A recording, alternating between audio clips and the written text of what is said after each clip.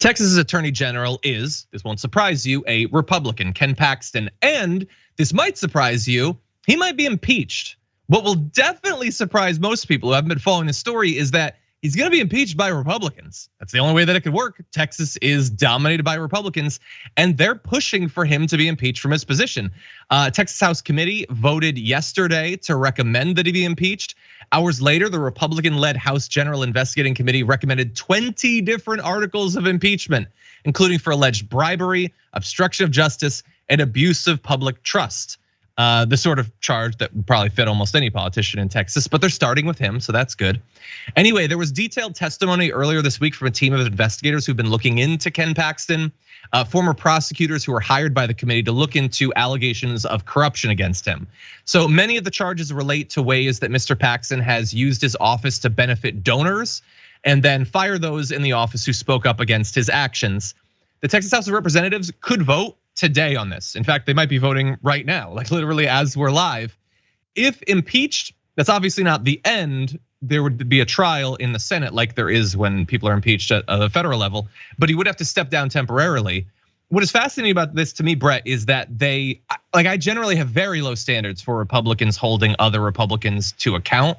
There's obviously extenuating circumstances that I think free them up ideologically to oppose this guy, because what they're alleging that he did, like accepting bribes, benefiting his donors, like let thee who is without sin, Texas legislators, but that's what they're going after him for. So what do you make of this? I just love watching him fight personally. And this is a guy who I just like to know where they draw the line, because apparently Paxton's impeachment situation revolves around like extramarital affairs with his staff, and in addition to accepting bribes. And it's like with a real estate developer allegedly employing the woman with whom he had the affair in exchange for legal help. Like they still like a little, allegedly they still like a little. There's a certain kind of Republican where they're going to entertain the notion of holding him to account for acting quote immorally. Not to mention in all these states where they're like throwing people out for lack of decorum, you've got people like showing up drunk to the state legislature and doing things that are completely outside the bounds of, way worse than what they're getting mad at other folks for. So I think that with Paxton, I mean, I hope they impeach him, get rid of him. He's horrible. I hate to see who they get to replace him, but in the meantime, go for it. Yeah.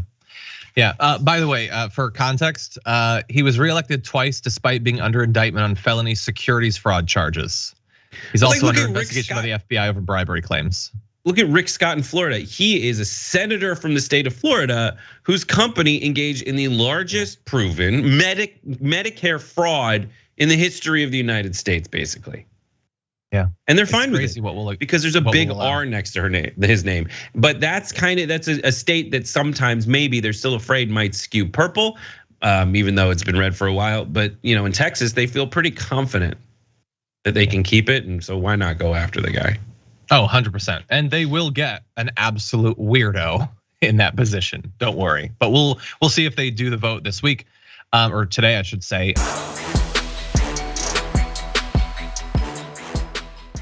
Check out the Damage Report podcast each day, wherever you get your podcasts, whether Pocket Casts or Stitcher or iTunes.